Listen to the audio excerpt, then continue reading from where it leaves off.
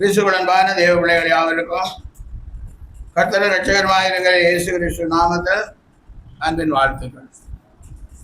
இந்த நாளிலும் நாம் ஆண்டவரை பாட்டினால் துய்த்து சோத்திரத்தினால் மகிமைப்படுத்தும்படியான பாக்கியத்தை கர்த்தர் கொடுத்தார். அல்லேலூயா. ஆண்டுடைய வார்த்தையை நாம் கேட்கலாம். எரேமியா தீர்க்கதரிசியின் புத்தகம் 33ஆம் அதிகாரம் 6ஆம் வசனம்.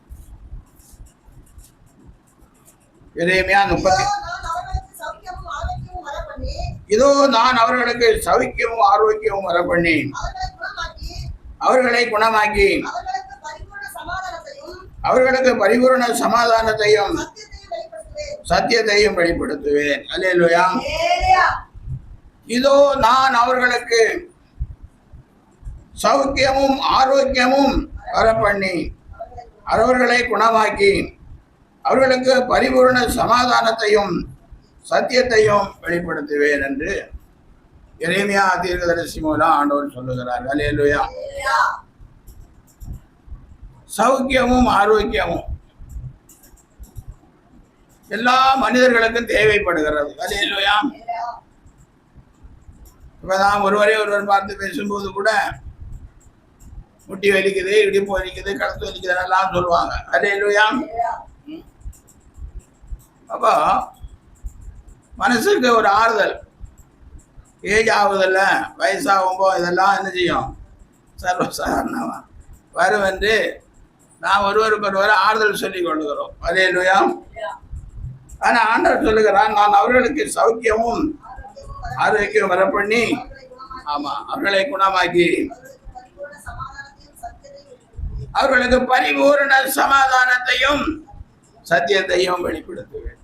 பாருங்க, சங்கீதம் 38ஆம் சங்கீதம் 3ஆம் வசனம் வாசிங்க. உமது கோபத்தினால் மாம்சத்தில் ஆரோக்கியம் இல்லை,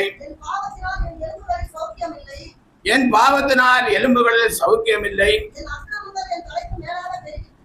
என் அக்கிரமங்கள் எனக்கு தலைக்கு மேலாக பெருகிட்டு போதும். அல்லேலூயா. இங்கே சங்கீதக்காரன் சொல்லும் போது ஆண்டுடைய கோபத்தினால் மாம்சத்தில் ஆரோக்கியம் இல்லாம போச்சு. அது மட்டும் போதும். ஆண்டுடைய கோபம் தொடர்ந்து பார்க்கும்போது பாவம் செய்யறதுனால என்ன வருகிறது, தேவ கோபம் வருகிறது. தேவ கோபம் வந்தால் சரீரத்திலே ஆரோக்கியம் இல்லாமல் போகிறது. நான் பல காரணங்களை சொல்லுவோம். ஊசி போட்டதுனால ஆரோக்கியம் போயிடுச்சு, வலி வருதுன்னு எல்லாம் சௌகரியங்கள் சொல்லுவாங்க. குழந்தை பெற்றதுனால சரீரத்தில் என்ன செய்ய ஆரோக்கியம் இல்லாமல் போச்சு. ஆனால் இங்கே தேவனுடைய கோபத்தினால் மாம்சத்தில் ஆரோக்கியம் இல்லாமல். அப்ப எல்லாம் நாம் ஆராய்ந்து பார்க்க வேண்டும். தேவன் கோபப்படுகிற அளவுக்கு நாம் நடந்து கொள்ளுகிறோமா என்று நம்மை நாமே நிதானித்து பார்க்கணும். வயதானவர்களுக்கு முட்டி வலியோ கால் வலியோ வாரது இயற்கை தான். நான் பிரேயர் நடத்துகிற ஒரு வீட்டில் உள்ள ஒருத்தர் 90 வயசு ஆகுறது வரைக்கும் பார்த்தீங்கன்னா வீட்டுக்கு தேவையான காய்கறி அது இது எல்லாம் அவ்வளவும் அப்படியே வாங்கிட்டு தூக்கிட்டு வருவார். எப்படி இருக்கீங்கன்னு கேட்டால் நல்லா இருக்கிறோம், ஒரு பிரச்சனையும் இல்லைன்னு. அப்புறம் ஒரு நாள் சைக்கிளில் அவர் வந்து கொண்டு இருக்கும்போது வண்டிக்காரன் தள்ளி போட்டு முட்டியில் கொஞ்சம் நல்லா அடிபட்டு. அல்லேலூயா. அப்போ முட்டியில் அடிபட்டதும் கட்டெல்லாம் போட்டு வச்சுருந்தாங்க. அப்போ கூட கொஞ்ச நாள் வலிக்குதுன்னு சொன்னார். அப்போ சொன்னார், பரவாயில்ல, வலியெல்லாம் தீர்ந்து போச்சு. எத்தனை வயசில்? 90 வயசில். ஆனால் 91ஆவது வயசில் அவருக்கு ஏதோ கொஞ்சம் ப்ரெஷர் வந்ததுன்னு மாத்திரை போட்டாங்க. அதனால் அவருக்கு ஸ்ட்ரோக் வந்து போச்சு. அல்லேலூயா. அது மனுஷனுக்கு ஒரு மரண வியாதி வரத்தான் செய்யும். ஏன் சொல்கிறோம் பாருங்க, 90 வயசு வரை அவருடைய சரீரத்தில் எப்படி இருந்தது, ஆரோக்கியம் இருந்தது. அதுக்கு என்ன அர்த்தம்? 90 வயசு வரைக்கும் தேவ கோபம் அவருக்கு வரல. அல்லேலூயா. தேவன் அவர் மேலே கோபப்படலை. ரொம்ப நல்ல மனுஷன், அவர் சாந்தம் உள்ள ஒரு நல்ல மனுஷனாக இருந்தார். அதனால தேவன் அவர் மேலே என்ன செய்யலை, கோபப்படலை. ஆனால் 90 வயசுக்கு மேலே ஆனதும் கோவப்பட்டாரோ இல்லை பிசாசு அவருக்கு விரோதமாய் செயல்பட்டாரோ தெரியல. அல்லேலூயா. அப்போ பாவத்தினால் நம்முடைய சரீரத்தில் ஆரோக்கியம் இல்லாமல் போகும். அப்போ பாவம் செய்கிற ஆத்துமா சாகும். யார் பாவம் செய்தாலும் முதல்ல அவருடைய ஆத்துமாக்கள் என்ன செய்யும்? செத்து போகும். ஆத்துமாக்கள் செத்து போனதுக்கு அப்புறம் சரீரத்தில் என்ன வரும்? ஆரோக்கியங்கள் எல்லாம் குறையும். சரி இல்லையா? எல்லாருக்கும் தான் அப்படி ஆரோக்கியங்கள் குறையுது. நீதிமான்களுக்கும் குறையுது, பரிசுத்தவான்களுக்கும் குறையுது, ஆண்டுடைய ஊழியக்காரர்களுக்கும் குறையுது, தேவபக்தி உள்ள கர்த்தருடைய ஜனத்துக்கும் தான் குறையுது. அல்லேலூயா. பாருங்க 7ஆம் அதிகாரம், சங்கீதம் 7ஆம் அதிகாரம் 11ஆம் வசனம். தேவன் நீதி உள்ள நியாயாதிபதி, அவர் நாள்தோறும் பாவியின் மேல் சினம் கொள்ளுகிற தேவன். ஆண்டவர் நீதி உள்ள நாள்தோறும் என்ன செய்கிறார்? பாவியின் மேல் சினம் கொள்ளுகிறார். அல்லேலூயா. யார் பாவியா இருக்கிறாங்களோ நாள்தோறும் சினம் கொள்ளுகிறார். காலையில எழுமனோட என்ன செய்கிறார்? ஆமா, தேவனுடைய பிள்ளைகள் கூட காலையில எழும்பி அநேகர் ஜெபிப்பதில்லை, ஜெபிக்க முடியல. அப்ப அவர்கள் மேல் ஆண்டவர் என்ன செய்வார்? சினம் கொள்ளுகிறார். அவர்களும் பாவிகளாய் மாறி போகிறார்கள். அல்லேலூயா. அடுத்த வசனம். அவன் மனம் திரும்பாவிட்டால் அவர் தமது பட்டயத்தை கருக்காக்குவார். அல்லேலூயா. அவன் மனம் திரும்பணும். அந்த பாவிகள் என்ன செய்யணும்? மனம் திரும்பணும். நாமெல்லாம் ஆண்டவருடைய பிள்ளைகள் எல்லாம் தெரிஞ்சு கொண்டிருப்போம். வெளியில இருக்கிறவங்க எல்லாம் பாவிகள், நம்ம ரொம்ப பரிசுத்தவான்களை நினைச்சிட்டு இருப்போம். ஆனால் பைபிள் வாசிக்க மாட்டோம், ஜெபம் பண்ண மாட்டோம், ஆவியோடும் உண்மையோடும் தேவனை ஆராதிக்க மாட்டோம், கர்த்தருடைய ஊழியத்துக்கு என்று காணிக்க கொடுக்க மாட்டோம். இதெல்லாம் செய்யாமல் இருந்துட்டு நான் மற்றவர்களை பார்த்து என்ன சொல்லுவோம்? மற்றவர்களெல்லாம் பாவிகள். ஒரு 25 வருஷத்துக்கு முன்பாக ஒரு வீட்டுக்கு நாங்கள் ஜபத்துக்கு நான் மனைவி பார்ப்போம். திடீரென அவர்களுக்கு உடம்பு சரியில்லாமல் ஆகி போச்சு. உடம்பு சரியில்லாமல் ஆகி ஒரு கையும் ஒரு காலும் சேரளந்து போச்சு. அல்லேலூயா. அப்போ ஆஸ்பத்திரிக்கு போயிட்டு வீட்டுக்கு வந்தார்கள். நாங்கள் திரும்ப பிரேயருக்கு போனோம். அப்போ சொன்னாங்க, பாவி இங்கே எல்லாரும் நல்லா இருக்கிறாங்க, பாருங்க எனக்கு இப்படி வந்து போச்சு அப்படின்னு. அல்லேலூயா. அவங்க கிறிஸ்தவங்களாக இருப்பதனால் நாம் பாவிகள் இல்லை அப்படின்னு ஒரு முடிவுக்கு வராங்க. வந்து இயேசுவே அறியாத பாவிகள் எல்லாம் எப்படி இருக்கிறாங்க? நல்லா இருக்கிறாங்க. அப்போ அவங்களுக்கு கொஞ்சம் வசனங்களை எல்லாம் சொல்லி விளக்கி, எத்தனை பேர் நீங்கள் போன ஆஸ்பத்திரியில் வந்துருப்பாங்க, பக்கத்து பெட்டில் கூட படுத்துருப்பாங்க, திடீர்னு செத்து கூட போயிருப்பாங்க. ஆனால் உங்களை ஆண்டவர் உயிரோடு என்ன செஞ்சிருக்காரு? கூட்டி கொண்டு வந்திருக்கிறாரு. எப்படியாவது நீங்கள் கொஞ்சம் கொஞ்சமாக இப்போ என்ன செய்றீங்க? நடக்கிறீங்க. அதனால் அப்படியெல்லாம் சொல்லக்கூடாது. ஆண்டவர் கொடுத்த சுகத்துக்கு என்ன செய்யணும்? சோத்திரம் சொல்லணும் அப்படின்னு. அல்லேலூயா. இதை ஏன் சொல்ல வருகிறேன் என்றால், கிறிஸ்தவன் என்று பெயர் வைத்து விட்டால் அவர்கள் எல்லாரும் நினைக்கிறாங்க நம்ம எல்லாம் பரிசுத்தவான்கள் ஆகிட்டோம், அப்படியே பரலோக ராஜ்யத்துக்கு போயிடுவோம் அப்படின்னு. ஆனால் கிறிஸ்தவர்கள் அல்லாதவர்கள் எல்லாம் பாவிகள் அப்படின்னு நம்ம ஒரு தீர்மானம் தீட்டி வச்சுட்டு, இன்றைக்கு தொலைக்காட்சி பட்டியில் வருகிற செய்திகளானாலும் சரி, யூடியூப்பிலே வர செய்திகளானாலும் சரி, இப்படி மற்றவர்களை குறை சொல்லி தாங்கள் பரலோகம் வரை ஏறி போனதாக நினைத்து கொண்டிருக்கிறார்கள். அல்லேலூயா. தொடர்ந்து வாசிங்க. அவர் நம்முடைய வில்லை நாணேற்றி அதை ஆயத்தப்படுத்தி இருக்கிறார். அவனுக்கு மரண ஆயுதங்களை ஆயத்தம் பண்ணினார். நம்முடைய அம்புகளை அக்கினி அம்புகளாக்கினார். அல்லேலூயா. அவர் பாவியின் மேல் நாள்தோறும் சினம் கொள்ளுகிற தேவன். அது யார் பாவின்னு சொல்லி அவங்களுக்கு தான் தெரியும். அல்லேலூயா. ஆண்டவருக்கு கீழ்ப்படினார். ஆண்டவருக்கு கீழ்ப்படுகிறவர்கள் பாவி கிடையாது. ஆண்டுடைய வார்த்தைக்கு நாம் என்ன செய்யணும்? கீழ்ப்படுகிறோம். தெய்வ பயம் தான். ஆண்டவர் மேலே பயம் உள்ளவர்களாக இருக்கணும். இல்லைன்னா ஆண்டவர் மரண ஆயுதங்களை என்ன செய்கிறார்? தயார்படுத்தி கொண்டே இருக்கிறார். ஏதாவது ஒரு காரணம் சொல்லுவோம். சரீரத்திலே உடம்பு சரியில்லாமல் போனதும் பார்க்க போனா குடும்பத்தாரும் பாஸ்டர் எல்லாம் ஒரு காரணம் சொல்லுவாங்க. என்ன காரணம் சொல்லுவாங்க? அவர் நிறைய தண்ணி போட்டார், அதனால இப்படி வந்து போச்சுதான் அப்படின்னு. அதே இல்லையா? அவர் ரொம்ப காரம் போட்டு சாப்பிடுவாங்க, அதனாலதான் அல்சர் வந்து போச்சு. ஏதாவது காரணங்களை சொல்லுவார்கள். அதே இல்லையா? ஆனா அவன் பாவியா இருக்கிறதுனால் ஆண்டவர் மரண ஆயுதங்களை என்ன செய்கிறார்? மரண ஆயுதங்களை எல்லாம் உருவாக்குற தேவனா இருக்கிறார். ஹல்லேலூயா. ஆயத்தப்படுத்துகிறார்.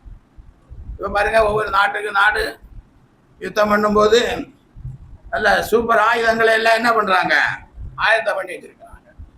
அங்கே இருந்து அப்படி ஒன்று விடுவாங்க, பட்டாசு விட்ட மாதிரி.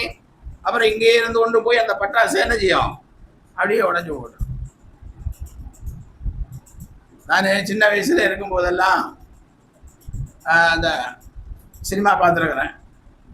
அப்போ பார்த்தீங்கன்னா இந்த பக்கம் ஒரு முனிவர் நின்று கொண்டு அப்படி ஸ்வயிங்கன்னு ஒரு வில்லை எய்வார். அப்புறம் அந்த பக்கம் நின்று ஒரு முனிவர் என்ன செய்வார்? முனிவரோ யாரோ ஒருத்தர். அப்போ ரெண்டு நடுவில் போய் என்ன செய்யும்? அப்படியே பிடிச்சிக்கும், பிடிச்சி எரிஞ்சு விடும். கடைசியில் பார்க்கும்போது யாரோ நல்லவர் எய்கிற அம்பு அந்த அம்பை உடச்சி போட்டுட்டு நேரே போய் அம்பை எய்தவனுக்கு மேலே நெஞ்சில் குத்தி நிற்கும். ஹல்லேலூயா. இதை வச்சு தான் இவங்க கண்டுபிடிச்சிருப்பாங்க. இதை வச்சு தான் நம்முடைய நாட்டிலேருந்து தான் எல்லா ஞானமும் எங்கும் போயிருக்கு. அதனால தான் அவங்க என்ன பண்ணிட்டாங்க, இப்போ அக்னி அஸ்திரங்களை எல்லாம் கண்டுபிடிச்சிட்டாங்க. கண்டுபிடிச்சிட்டு ஈரான் இஸ்ரேல் மேலே ஏவுது, இஸ்ரேல் ஈரான் மேலே ஏவுது. இப்போ ஏவுறது கண்மூடித்தனமாக ஏவுறது கிடையாது. யார் எங்கே இருக்கிறாங்கன்னு பார்த்து அவங்க மேலே விழும்படி என்ன செய்கிறாங்க?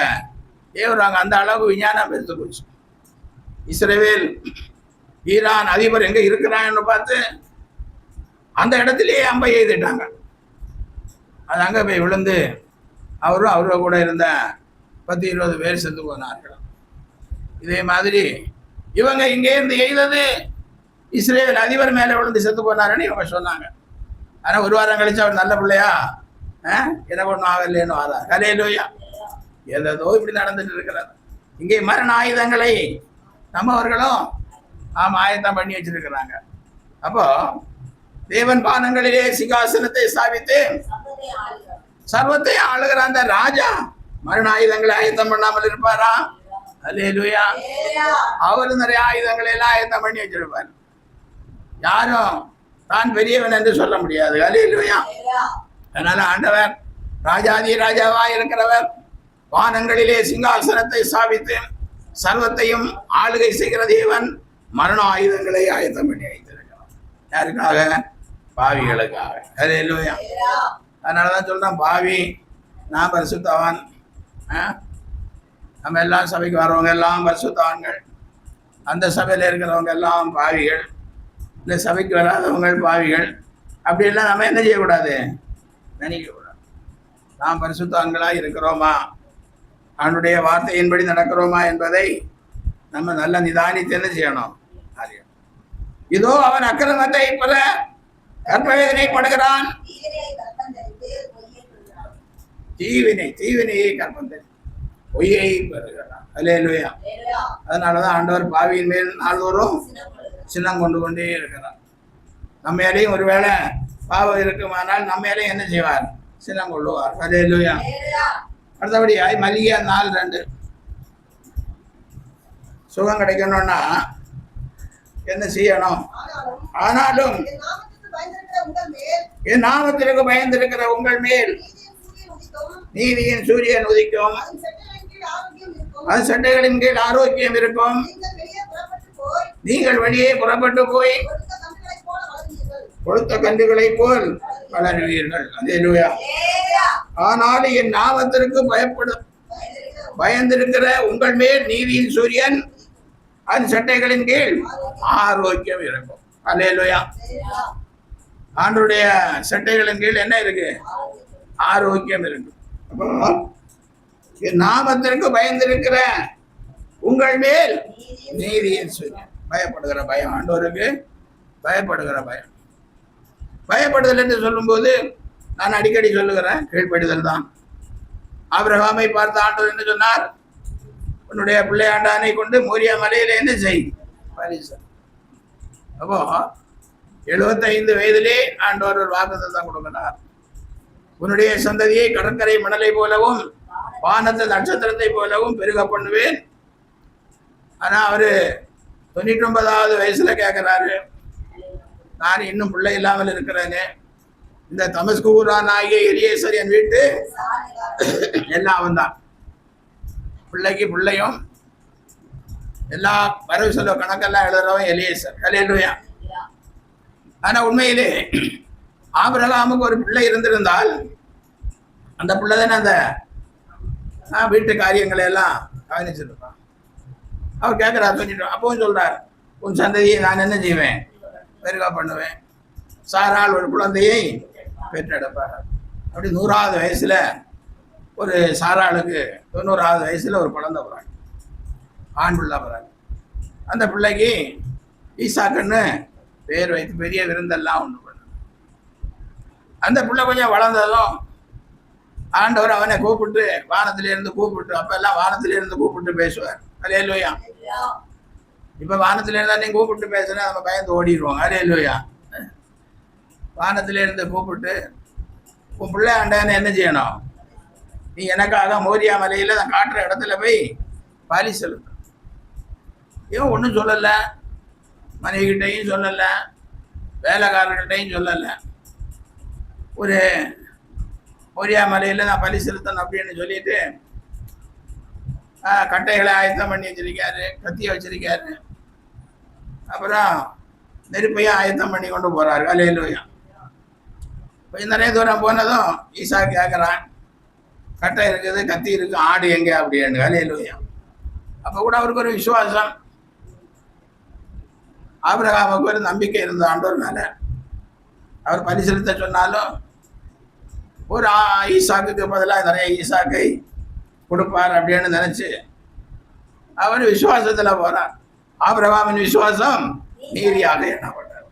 அப்போ ஆபிரகாம் ரொம்ப விசுவாசம் உள்ள ஒரு மனுஷனாக இருந்தார். அப்புறம் பார்த்தீங்கன்னா கட்டைகளை எல்லாம் அடுக்கி ஆட்டுக்கு பதிலாக யார ஈசாக்கு கையும் காலையும் கட்டி கட்டை வேலை விடுவாங்க. அப்போதான் வானத்திலிருந்து ஒரு சத்தம் கேட்க, பிள்ளையாண்டான் மேல் கையை போடாதே. அல்லேலூயா. இப்பொழுது நான் அறிந்திருக்கிறேன், நீ கர்த்தருக்கு பயப்படும். இதுதான் கர்த்தருக்கு பயப்படுகிற பயம். நம்மகிட்டையும் ஆண்டவர் ஏதாவது கேட்பார். அல்லேலூயா. சில சமயம் நம்மளே பொருத்தனை பண்ணிக்குவோம். உடம்பு சரியாச்சுன்னா ஒரு 200 ரூபா காணிக்க வைப்பேன் அப்படின்னு. அல்லேலூயா. அப்புறம் கடைசியில நிறைய நாள் மறந்தே போயிடும், உடம்பு சரியாயிரும். அல்லேலூயா. சிலருக்கு அடுத்து திரும்ப உடம்பு சரியில்லாத ஆகும்போது தான், ஏற்கனவே ஒரு 200 ரூபா பேலன்ஸ் இருக்குது. அல்லேலூயா அப்படின்னு நினைப்பாங்க. கர்த்தருக்கு சோத்திரம். ஆனா ஆண்டவர் கூப்பிட்டு கேட்பார், நாளை எனக்கு நீ என்ன செய்யணும்? 200 ரூபா கொடுக்கணும்.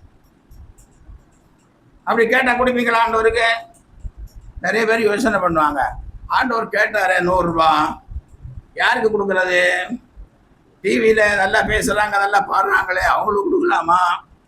சபைக்கு கொடுக்கலாமா? சபை போதகருக்கு கொடுக்கலாமா? இப்படி எல்லாம் நம்ம யோசனை பண்ணுவோம். இப்போ நிறைய பேருக்கு சபை எதுக்கு தெரியுமா? கல்யாணம் பண்ணி வைக்கிறதுக்கும் அடங்காராதனை பண்றதுக்கும் தான் சபை. காணிக்கை எல்லாம் வாங்குறதுக்கு சபை கிடையாது. காணிக்கை வாங்குறவங்க எல்லாம் எங்கெங்கயோ இருக்கிறவங்க வாங்கிக்குவாங்க. காணிக்கை வாங்குறவங்க எங்கெங்கயோ இருக்கிறவங்க காணிக்கை வாங்கிக்குவாங்க. பாவம் இந்த போதகர் கல்யாணமும் பண்ணி வைக்கணும், அடங்காராதனையும் பண்ணி வைக்கணும். அதுக்கு வேண்டிதான் சபை. அல்லேலூயா. அந்த 100 ரூபாய் சபைக்கு கொடுப்போம், சபை போதகருக்கு கொடுப்போம். இயேசுநாதர் கேட்டாலே கொடுக்க மாட்டேங்கிறாங்க. அதுக்கு உட்காந்து 4 நாள் ஜெபம் பண்றாங்க. அப்புறம் ஆண்டவர் சொன்னார், நீ யாருக்கோ கொடுத்துட்றாங்க. ஹல்லேலூயா. சரி, கர்த்தருக்கு ஸ்தோத்திரம். யாருக்காவது கொடுங்க. ஹல்லேலூயா. இப்படி இந்த நாட்களில் நம்முடைய ஆவிக்குரிய வாழ்க்கை கர்த்தருக்கு பயப்படுகிற பயம் இருந்து கொண்டு, காண்கிற சகோதரிடத்தில் அன்பு கூறாதவன் காணாத தேவனிடத்தில் எப்படி அன்பு கூறுவான்? நீ போற சபையில உனக்கு போதகருக்கு கொடுக்கணுமே உள்ள அன்பு உனக்கு இல்லைன்னா நீ எப்படி காணாத தேவனிடத்தில் அன்பு கூறுகிறவனா இருப்பாய்? நான் கொடுக்க வேண்டாம்னு சொல்லலை. நானும் 18 வருஷம் ஒரு பத்திரிகை ஊழியம் செஞ்சேன். அதை கொடுத்தாங்க, 50-100 ரூபா கொடுத்தாங்க. அது கர்த்தருடைய பங்கு கிடையாது. உற்சாகமாய் உதாரத்துவமாய் ஏதோ ஒரு 100 ரூபா கொடுக்குறோம். ஹல்லேலூயா. சிலருக்கு என்னுடைய செய்தியை பார்த்தா பிடிக்கும், அவங்க கொடுப்பாங்க காணிக்க. அது அவங்க சபைக்கு போதகருக்குரிய காணிக்கை எடுத்து கொடுக்க மாட்டாங்க. நான் கேட்டால் கூட சொல்லுவாங்க, இல்லையா என் செலவுக்கு இருந்ததில் உங்களுக்கு என்ன செய்கிறேன், நான் காணிக்க கொடுக்குறேன் அப்படின்னு. அப்படி கொடுக்குறதெல்லாம் தவறு இல்லை. பத்திரிகைக்கு சந்தா அனுப்புறதும் தவறு இல்லை, அதெல்லாம் செய்யுங்க. ஆனால் ஆண்டவர் கொடுக்கணும்னு சொன்னால் நீங்கள் என்ன செய்யக்கூடாது, உட்காந்து ஜெபம் பண்ணக்கூடாது. என்னை விட ஒரு சகோதரன் எப்படியாவது சொல்லுவார், நான் ஜெபம் பண்ணேன், ஆண்டவர் இப்படியாவது ஒரு ஏவுதலை கொடுத்தாரு என்ன அப்படின்னு. அப்போ அவர் ஒரு காணிக்கை கொடுத்துருப்பார். வீட்டில் பார்த்தா அந்த பிள்ளைங்களுக்கு ஃபீஸ் கட்டுற அளவுக்கு என்ன செய்யும், காணிக்க அதில் இருக்கும். சில நேரங்களில் இப்படிப்பட்ட காண்கிற சகோதரர்களுக்கு நாம் உதவி செய்வது கர்த்தருக்கு பயப்படுகிற பயமா இருக்கிறது. ஹல்லேலூயா. பாருங்க, நெகேமியா 9:21. இப்படி 40 வருஷமாக அவர்களுக்கு ஒன்றும் குறைபடாதபடிக்கு பராமரித்து வந்தீர். அவர்கள் வஸ்திரங்கள் பழமையாய் போகவும் இல்லை, அவர்கள் கால்கள் வீங்கவும் இல்லை. ஹல்லேலூயா. அப்போ இஸ்ரேல் ஜனங்களை அப்படி நடத்தி வந்திருக்கிறார். ஹல்லேலூயா. அப்போ கர்த்தருக்கு பயப்படுகிற பயம் வரும்போது நம்மை தேவன் அதிசயமாய் நடத்துகிறவராய் இருக்கிறார். ஹல்லேலூயா. அதனால மறந்து போகக்கூடாது. இஸ்ரேல் ஜனங்கள் பல இடங்களிலே முறுமுறுத்தாலும் கூட ஆண்டவருக்கு பிரியமான பிள்ளைகளாய் அவர்கள் இருந்ததனால் அவர்கள் ஒன்றும் குறைபடாமல் ஆண்டவர் அவர்களை நடத்தினார். ஹல்லேலூயா. அவர்களுக்கு பன்னீரும் குறைபடவில்லை, அவங்களுக்கு வஸ்திரங்கள் பழையதாய் போகவும் இல்லை. ஹல்லேலூயா. பாருங்க, 29 உபாகமம் 29:6 சொல்லப்பட்டிருக்கிறது, நீங்கள் அப்பம் சாப்பிடவும் இல்லை, திராட்சரசமும் மதுவும் குடிக்கவில்லை என்றார். ஹல்லேலூயா. அங்க அவங்க இட்லி எல்லாம் சுட்டு நல்ல தோசை எல்லாம் செஞ்சு சாப்பிடல. ஹல்லேலூயா. அவங்களுக்கு வானத்திலிருந்து மன்னா கிடைத்தது. ஹல்லேலூயா. அதை சாப்பிட்டார்கள், அப்படி பசியை போக்கினார்கள். இப்போ நமக்கும் நாமும் கர்த்தருக்கு பயப்படுகிற பிள்ளைகளா இருந்தால் நிச்சயமாக நமக்கு என்ன கிடைக்கும், அவருடைய செட்டைகளின் கீழ் ஆரோக்கியம் இருக்கும். ஹல்லேலூயா. செட்டைகளின் கீழ் உள்ள ஆரோக்கியத்தை நாம் பெற்றுக்கொள்ள வேண்டும். வனாத்திரத்தில் இருந்தாலும் சரி, வீட்டில் இருந்தாலும் சரி, சபையில இருந்தாலும் சரி, நீதியின் சூரியன் உதிக்கும் செட்டைகளின் கீழ் ஆரோக்கியம் இருக்கும். ஹல்லேலூயா. அதனால தேவனுடைய பிள்ளைகளா இருந்தால், ஆண்டவருக்கு பயப்படுகிற பிள்ளைகளா இருந்தால், ஆபிரகாம் ஆண்டவருக்கு பயந்தது போல கீழ்ப்படிந்தது போல நாமும் பயப்படுகிற பிள்ளைகளாக இருந்தால் நிச்சயமாக ஆண்டவர் நமக்கு ஆசீர்வாதங்களை தருவார். ஹல்லேலூயா. பாருங்க, 107 சங்கீதம் 20 வசனம். அவர் தமது வசனத்தை அனுப்பி அவர்களை குணமாக்கி, வசனத்தை அனுப்பி குணமாக்குகிறார். ஹல்லேலூயா. அவருக்கு செட்டைகளின் கீழே நாம் இருந்தோம்னா வசனத்தை என்ன செய்வார், அனுப்புவார். வசனத்தை அனுப்பி குணமாக்குவார். நான் கூட பாருங்க, ஒரு 2 மாசம் ஒன்றும் பெரிய பிரச்சனை இல்லை, சின்ன பிரச்சனையாலும் உடம்பு சரியில்லாமல் இருந்தேன். அப்போ நிறைய ஜெபம் பண்ணி கொண்டே இருந்தேன். திடீரென்னு ஒரு வசனம் எனக்கு மனதிலேயே தென்பட்டது. அந்த வசனத்தை சொல்லி ஜெபம் பண்ண தொடங்கினேன். பார்த்தீங்கன்னா அந்த வசனத்தை சொல்லி ஜெபம் பண்ண சரீரத்தில் இருந்த பலவீனங்கள் எல்லாம் நீங்கி போன. அதனால் பாஸ்டர் உங்களுக்கு சொன்ன வசனம் என்ன கேளுங்க, நாங்களும் சொல்லி ஜெபம் பண்ணணும்னு நினைக்கிறாங்க. நீங்க ஜெபம் பண்ணும்போது உங்களுக்கு ஒரு வசனத்தை ஆண்டவர் என்ன செய்வாரு? அனுப்புவார். அதான் சொல்லுவோம், அவர் தமது வசனத்தை அனுப்பி அவர்களை குணமாக்கி அவர்களை அழிவுக்கு தப்புவிக்கிறார். அல்லேலூயா. பாருங்க, எரேமியா 15ஆம் அதிகாரம் 16ஆம் வசனத்திலே எரேமியா இப்படி ஆகி சொல்லுகிறார். அந்த வசனத்தை உறுதிப்படுத்துகிறார். உம்முடைய வார்த்தைகள் கிடைத்தவுடனே அவைகளை உட்கொண்டேன். உம்முடைய வார்த்தைகள் எனக்கு சந்தோஷமும் என் இதயத்துக்கு மகிழ்ச்சியுமாயிருந்தது. சேனைகளின் தேவனாகிய கர்த்தாவே, உம்முடைய நாமம் எனக்கு தரிக்கப்பட்டிருக்கிறது. அல்லேலூயா. உம்முடைய வார்த்தைகள் கிடைத்தவுடனே அவைகளை உட்கொண்டேன். உம்முடைய வார்த்தைகள் எனக்கு சந்தோஷமும் என் இதயத்துக்கு மகிழ்ச்சியுமாயிருந்தது. சேனைகளின் தேவனாகிய கர்த்தாவே, உம்முடைய நாமம் எனக்கு வார்த்தைகள் கிடைத்தவுடனே அவைகளை உட்கொண்டேன். நமக்கு ஆகாரத்தை கிடைச்சாதான் சாப்பிட பழக்கம். அல்லேலூயா. ஆனா இங்க எரேமியா தீர்க்கதரிசி ஆண்டுடைய வார்த்தை கிடைத்தவுடனே வார்த்தை என்ன செய்கிறார்? ஆமா, அதை வாங்கி அப்படியே சாப்பிடுகிறார். அல்லேலூயா. ஆண்டவருடைய வார்த்தையை உட்கொண்ட உடனே அவருக்கு என்ன கிடைக்கிறது? அந்த வார்த்தை எனக்கு சந்தோஷமும் இதயத்துக்கு மகிழ்ச்சி. அதனால பாருங்க, நாம் ஆண்டவருக்கு பயப்படுகிற பிள்ளைகளா இருந்தால், ஆண்டவருடைய வார்த்தைக்கு கீழ்ப்படுகிற பிள்ளைகளா இருந்தால், எப்படிப்பட்ட வியாதி இருந்தாலும் அவர் நம்முடைய வசனத்தை அனுப்பி என்ன செய்வார்? குணமாக்குவார். கேட்கணும். நமக்கு ஜெபிக்க திராணி இருந்ததானா கேட்கணும். அல்லேலூயா. ஆண்டவரே என்னை சுகப்படுத்துங்கன்னு என்ன செய்யணும்? கேட்கணும். சுகப்படுத்துங்கன்னு கேட்டா ஆண்டவர் வசனத்தை அனுப்புவார். அல்லேலூயா. அப்ப வேதம் வாசிக்கிறவர்களாகவும் இருக்கணும், ஜெபிக்கிறவர்களாகவும் நாம் இருக்கணும். அப்ப நம்முடைய பிரச்சனைகளை எல்லாம் ஆண்டவர் என்ன செய்வார்? மாற்றி போடுவார். அல்லேலூயா. நமக்கு சுகத்தை கட்டளையிடுவார். பாருங்க, பிரசங்கி 8ஆம் அதிகாரம் 5ஆம் வசனம். பிரசங்கியின் புத்தகம் 8ஆம் அதிகாரம் 5ஆம் வசனம். கற்பனையை கை கொள்ளுகிறவன் ஒரு தீங்கையும் அறியான். அல்லேலூயா.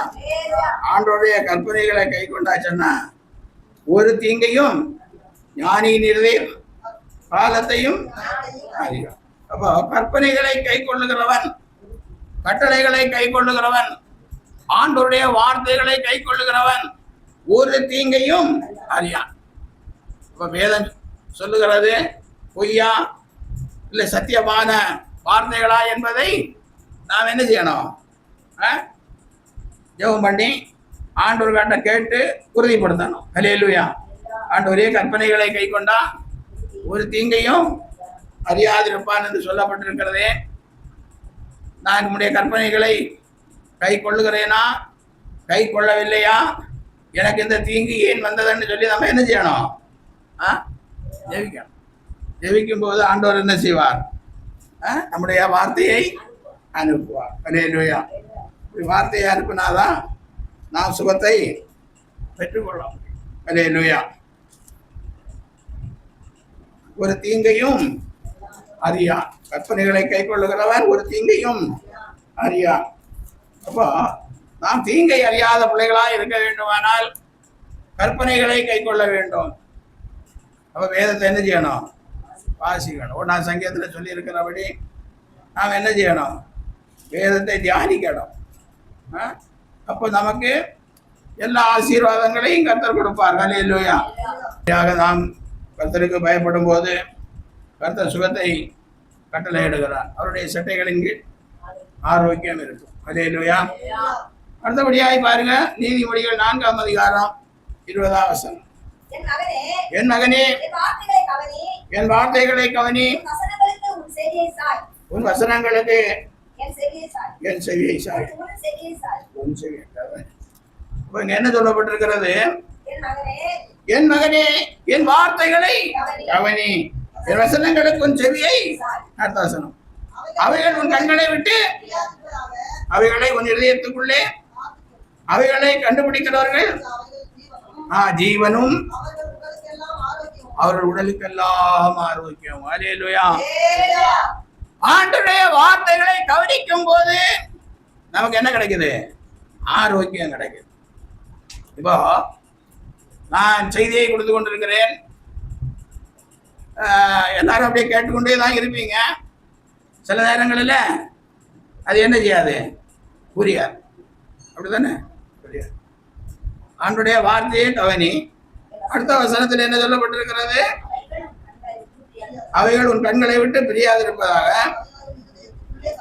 அவைகளை உன் இதயத்துக்குள்ளே காத்துக்கொள். அவைகளை கண்டுபிடிக்கிறவர்களுக்கு அவைகள் ஜீவனும் உடல்களுக்கெல்லாம் ஆரோக்கியமான. வார்த்தையை முதல்ல கவனிக்கணும். ரெண்டாவது இதயத்தில் வச்சு என்ன செய்யணும்? வீட்டில் போய் இன்னைக்கு என்ன பிரசங்கம் பார்த்து சொன்னாருன்னு சொன்னா மறந்து போனேன்னு சொல்லக்கூடாது. ஹல்லேலூயா. ஏதோ சொன்னாரேன்னு ஒரு கதையும் ஒன்று உண்டு. ஒரு அம்மா போய் பக்கத்து வீடு, 2 பேருக்கும் பக்கத்து வீடு. அந்த அம்மா கேட்டுதான், கிரேசம்மா இன்னைக்கு பாஸ்டர் என்ன செய்தி கொடுத்தாரு அப்படின்னு. அதுக்கு கிரேசம்மா சொல்லிதான், நான் வீட்டில் வந்து உங்ககிட்ட கேட்கலான்னு யோசித்து கொண்டே இருக்கிறேன் அப்படின்னு. ஹல்லேலூயா. ஒருவன் விதை விதைக்க புறப்பட்டான். சில விதைகள் வழி அருகே விழுந்தன. அப்ப அந்த வழி அருகே விழுந்த விதையை பறவைகளும் பட்சிகளும் பாய்ச்சிட்டு போகும். அதே மாதிரி நம்ம வழி அருகே இந்த பேசுற வசனங்கள் எல்லாம் வழி அருகே விழுந்த விதையாய் மாறி போகும். அது என்ன பண்ணுது? ஆமா, பிசாசானவன் வந்து பறவையாகவும் பட்சியாகவும் வந்து எடுத்துக்கொண்டு போகலாம். ஹல்லேலூயா. அதனால வார்த்தையை கவனிக்க வேண்டும். வார்த்தையை இதயத்தில் என்ன செய்யணும்? காத்து கொள்ள வேண்டும். அப்புறம் அவை உடலுக்கு என்ன கொடுக்கும்? இதயத்துக்குள்ளே காத்து கொண்டால் நமக்கு அந்த ஆரோக்கியத்தை கொடுக்கும்.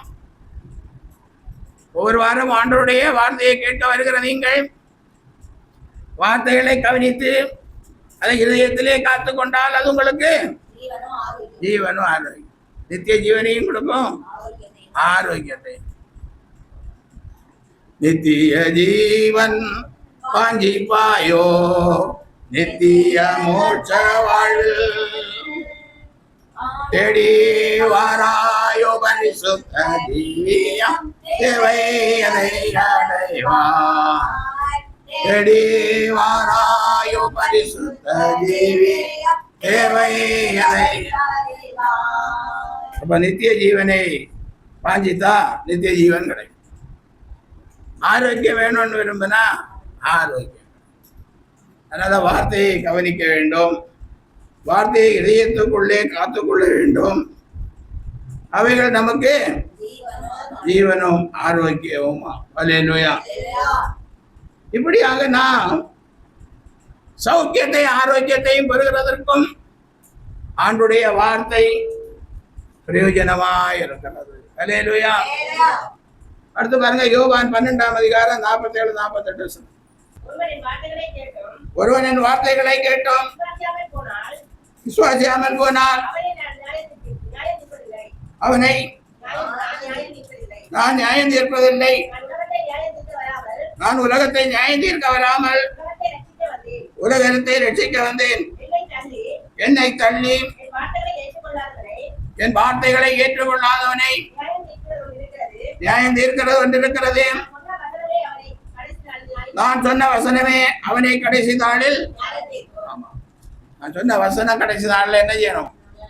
இப்ப ஒருவேளை நீங்க கவனிக்காம இதயத்துல காத்து கொள்ளாம சரி சரீரத்தை பலவீனம் வந்தாலும் வரட்டுன்னு இருந்தா, ஆனா அந்த வார்த்தை கடைசி நாள்ல உங்களை என்ன செய்யும்?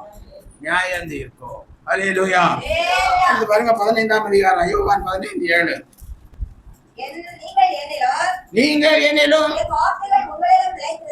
என் வார்த்தைகள் உங்களிலும் நிலைத்திருந்தால் நீங்கள் கேட்டுக்கொள்வது எதுவோ அது உங்களுக்கு செய்யப்படும். ஹல்லேலூயா. வார்த்தை நமக்குள்ள இருந்தா நம்ம கேட்டுக்கொண்டா அது நமக்கு செய்யப்படும். ஹல்லேலூயா. அதனால வார்த்தை நமக்குள் இருக்க வேண்டும். பாருங்க, இங்க காலேப் ஒரு மனுஷன் இருக்கிறார்.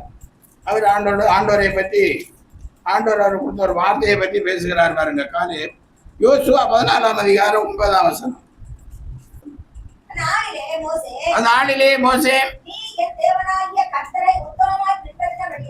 நீ என் தேவனாகிய கர்த்தரை உத்தரவுமாய் பின்பற்றபடியால் நீ கால் நீத்த தேசம் உனக்கும் உன் பிள்ளைகளுக்கும் என்றைக்கும் சுதந்திரமாய் இருக்க கடவுள் என்று சொல்லி ஆணையிட்டார். பாருங்க, இஸ்ரேல் ஜனங்கள் அப்படி வரும்போது எரிகோவை வேவு பார்க்க போனாங்க. காலேபோ யோசுவாவும் தான் நல்ல வார்த்தை சொன்னாங்க. அதனால ஆண்டவர் சொல்லுகிறார், நீ கால் மீத்த தேசத்தை உனக்கும் தருவேன் அப்படின்னு. அடுத்து வாசிங்க. இப்போதும் இதோ கர்த்தர் சொன்னபடியே என்னை உயிரோடே காத்தார். இஸ்ரவேலர் வனாந்தரத்தில் சஞ்சரிக்கையில் கர்த்தர் அந்த வார்த்தையை மோசேயோடே சொல்லி இப்பொழுது 45 வருஷம் ஆயிற்று. இன்றைக்கு நான் 85 வயது உள்ளவன். அல்லேலூயா. அப்ப 40 வயது ஆகும் போதுதான் அவரு வேவு பார்க்கிறதுக்கு போனார். மோசே அனுப்பினார். வந்து நல்ல செய்தியை சொன்னதுனால அந்த தேசத்தை உனக்கும் உன் பிள்ளைகளுக்கும் கொடுப்பேன்னு சொன்னார். இப்போ இவர் சொல்றாரு, எனக்கு இப்போ என்னாச்சு, 85 வயசு. அடுத்து என்ன சொல்றாரு பாருங்க. மோசே என்னை அனுப்புகிற நாளில் எனக்கு இருந்த அந்த பலன் இந்நாள் வரைக்கும் எனக்கு இருக்கிறது. யுத்தத்திற்கு போக்கு மருத்துவமா இருக்கிறதற்கு அப்போது இருந்த பலன் எனக்கு.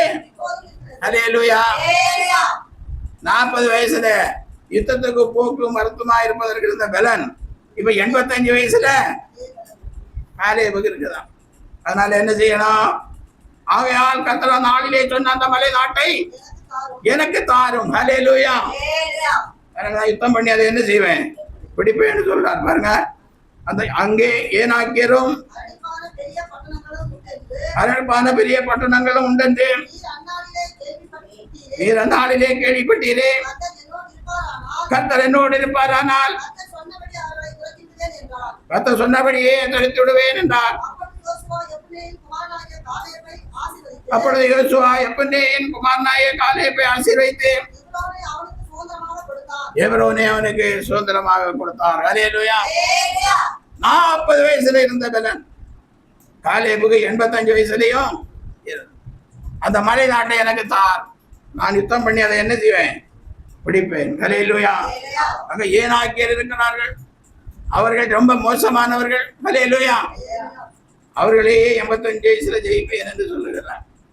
அதனாலதான் யோசுவா அந்த மலை நாட்டை என்ன செய்கிறான், கொடுக்கிறான். அதனால நம்முடைய பலத்தை நாம் எப்பொழுது என்ன செய்யணும், அறிக்கை செய்யணும். பாருங்க, பிலிப்பியர் 4:13 பாருங்க. என்னை பலப்படுத்துகிற கிறிஸ்துவினாலே. அப்ப நமக்கு நம்மை பலப்படுத்துகிற கிறிஸ்து நமக்கு எல்லாவற்றையும் செய்ய என்ன கொடுத்திருக்கிறார், பலன் கொடுத்து. அதனால சோர்ந்து போகக்கூடாது. பலன் எல்லாம் போச்சு இனி அவ்வளவுதான் நினைக்க கூடாது. அல்லேலூயா. பலப்படுத்துகிற கிறிஸ்துவினாலே எல்லாவற்றையும் செய்ய எனக்கு பலன் உண்டு என்று அறிக்கை செய்ய வேண்டும். நமக்கு சௌக்கியத்தையும் ஆரோக்கியத்தையும் கொடுக்கிற தேவன் அதை சுதந்திரித்துக் கொள்வதற்கு நமக்கு என்ன கொடுக்கிறார், பலன் கொடுக்கிறார். அதனாலதான் சோர்ந்து போகக்கூடாது. அல்லேலூயா. இதையெல்லாம் நாம் அறிக்கை செய்து சுதந்திரித்துக் கொள்ள வேண்டும். இப்ப அறிக்கை செய்வோம். இப்ப ஆலயத்தில் இருக்கும்போது செய்தியை கேட்கும் போது கை தூக்குங்கன்னு என்ன பண்ணுவீங்க, கை தூக்கும். அல்லேலூயா. ஆனா நமக்கு சரீரத்தில் பலவீனம் வரும்போதும் நாம் இந்த வார்த்தைகளை என்ன செய்யணும், அறிக்கை செய்யணும். என்னை பலப்படுத்துகிற கிறிஸ்துவினாலே எல்லாவற்றையும் செய்ய எனக்கு பலன் உண்டு. மோசே அன்றைக்கு எனக்கு இந்த மலைநாட்டை தருவேன் என்று சொன்ன போது எனக்கு வயது 40. இப்பதான் 85 வயது உள்ளவனாக இருக்கிறேன். இப்பொழுதும் அது எனக்கு தாரும். நான் அந்த மலைநாட்டை என்ன செய்வேன், யுத்தம் செய்து பிடிப்பேன். அல்லேலூயா. அப்போ 85 40 வயசுல இருந்த பலன் 85 வயசுல அவருக்கு கர்த்தர் கொடுத்துருக்கலாம், நமக்கும் கர்த்தர் கொடுத்துருக்கிறார். அதை என்ன செய்யணும், நான் சுதந்திரித்துக்கணும். ஆனா வேதம் சொல்லுகிற ஆயுஷ் நாட்கள் 70 வருஷம், அதற்கு மேன்மையானது. அதை சொல்லியே வருத்தப்பட்டு சஞ்சலப்பட்டு கிடக்கிறான். அல்லேலூயா. ஆனா காலை அதையெல்லாம் ஒன்றும் பார்க்கல, அந்த மலை நாட்டை கொடும், அதை நான் சுதந்திரித்துக் கொள்ளுவேன். அல்லேலூயா. அடுத்தபடியாக பாருங்க, தீத்து பவுல் தீத்துக்கு எழுதின நிருபம் 1ஆம் அதிகாரம் 9ஆம் வசனம். ஆரோக்கியமான உபதேசத்தினாலே புத்தி சொல்லவும் எதிர் பேசுகிறவர்களை கண்டனம் பண்ணவும் வல்லவனுமாய் இருக்கும்படிக்கு நான் போதிக்கப்பட்டதற்கு ஏற்ற உண்மையான வசனத்தை நன்றாய் பற்றிக் கொள்ளுகிறவனுமாய் இருக்க வேண்டும். அல்லேலூயா. ஆரோக்கியமான உபதேசத்தினாலே புத்தி சொல்லணும். ஆரோக்கியமான உபதேசம். உபதேசத்தை கேட்டது உங்களுக்கு என்ன வரணும்? ஆரோக்கியம் வரணும். அல்லேலூயா. அப்படிப்பட்ட வசனத்தினாலே புத்தி சொல்லி எதிர் பேசுகிறவர்களை கண்டனம் பண்ணவும் வல்லவனுமாய் இருக்கும்படி நான் போதிக்கப்படுத்தப்பட்டதற்கேற்ற ஆமா ஆரோக்கியமான உபதேசத்தினாலே புத்தி சொல்லணும். அல்லேலூயா. 14ஆம் வசனம் வாசிங்க. விசுவாசத்தினாலே ஆரோக்கியம் உள்ளவர்களாய் இருக்கும்படி நீ அவர்களை கண்டிப்பாய் கடிந்து கொள். அல்லேலூயா. விசுவாசத்துல எப்படி இருக்கணும்? புத்தி சொல்லுகிறதுல ஆரோக்கியமான வசனங்களை சொல்லுகிறவர்களா இருக்க வேண்டும். விசுவாசத்துல ஆரோக்கியமாய் உள்ளவர் ஆரோக்கியம் உள்ளவர்களா இருக்கும்படி விசுவாசத்திலே ஆரோக்கியம் வேணும். புத்தி சொல்றதுல ஆரோக்கியம் வேணும். ஆரோக்கியமான வசனங்களை புத்தி சொல்லணும். அப்புறம் என்ன செய்யணும்? விசுவாசம். அதன் மூலம் வருகிற விசுவாசம் எப்படி உள்ளதா இருக்கணும்? ஆரோக்கியம் உள்ளதா. அதனால சௌக்கியத்தை ஆரோக்கியத்தை வைத்திருக்கிறார். அதனால தேவனுக்கு பயப்படுகிறவர்களுக்கு சௌக்கியம் ஆரோக்கியம் கிடைக்கும். கர்த்தரின் வார்த்தையை கவனித்தால் சுகமும் ஆரோக்கியமும் கிடைக்கும். அப்படியே காலியப்புக்கு அதை சுதந்திரித்து கொண்டார். இன்றும் ஆரோக்கியமான உபதேசத்தை கேட்கிற நாம் ஒவ்வொருவரும் இப்படியே காலியப்பை போல என்ன செய்யணும்? சுதந்திரித்து கொள்ள வேண்டும். அல்லேலூயா. இந்த விசுவாசத்தினாலே காலிய விசுவாசத்தினாலதான் அதை சுதந்திரித்து கொண்டு அதை கேட்கலாம். நாம என்ன 40 வயசுல ஆண்டவர் சொன்னாரு, வயசு 85 ஆகி போச்சு, வண்டியும் ஓட்ட முடியல, நடக்கவும் முடியல. அல்லேலூயா. அப்புறம் என்ன கேட்கறது? அப்படித்தானே நினைப்போம். கேட்க வேண்டாம் ஆண்டவரிடத்துல. இப்படியெல்லாம் சொல்லி இருக்கிறீர்களே, ஆண்டவரே எனக்கு ஆசீர்வாதத்தை தாரும் என்று கேட்க. அல்லேலூயா. இந்த வார்த்தைகளுக்காக கர்த்தரை ஸ்தோத்திரிப்போம். எங்களை அதிகமாய் நேசிக்கிற பரலோகத்தின் தெய்வமே இயேசுவே, சௌக்கியத்தை ஆரோக்கியம் வரத்தை வர பண்ணுகிறவரே, கர்த்தாவே வார்த்தையை அனுப்பி குணமாக்குற நல்ல தெய்வமே ஸ்தோத்திரம். ஆண்டவரே உடைய கிருபை உள்ள வார்த்தைகளுக்காய் ஸ்தோத்திரம். இரக்கமுள்ள வார்த்தைகளுக்காய் ஸ்தோத்திரம். ஆண்டவரே இந்த செய்தியை விசுவாசிக்கிற ஒவ்வொரு பிள்ளைகளுக்கும் சுகத்தையும் சௌக்கியத்தையும் ஆரோக்கியத்தையும் கண்டறிகிற தேவனாய் இருக்கிறபடியால் ஸ்தோத்திரம். தெய்வ கிருபையில் பிள்ளைகள் பலப்படவும் ரட்சிப்பின் பூரணத்தை சுதந்திரித்துக் கொள்ளவும் கர்த்தர் உதவி செய்வீராக. வார்த்தையை ஆசீர்வாதமாக்கித்தான் இயேசுவின் நாமத்தில் பிதாவே.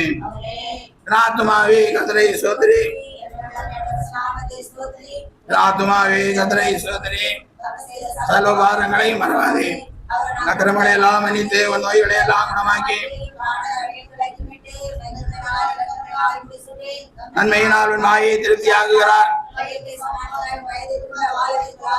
கொடுக்கப்படுகிற யாவருக்கும் கர்த்தர் நீதியும்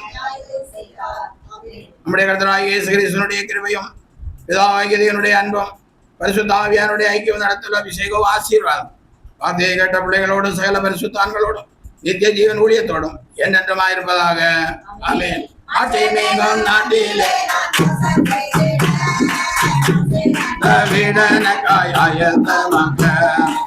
ஆட்சிமேகம் நாட்டிலே நான் வாசம் செய்திட ஆசீர்ந்த அயத்தமக்க கைகளால் கட்டி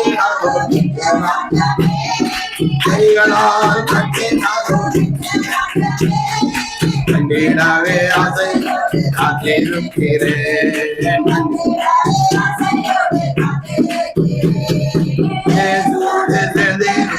என்ன பாக்கியா